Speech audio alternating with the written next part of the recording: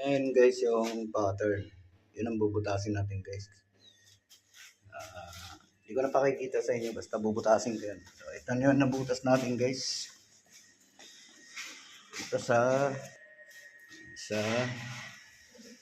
dalawa, tatlo. Yan, tatlong butas na yan. Tapos dito sa kabila, tapos dito, yan. Isa, dalawa, tatlo. So nakakadalawang lababo na tayo. 6 na butas na yan. So meron pa tayong bubutasin. Dami pa. Isa pa dyan. Sa Navy compound ng military. Yung mga military.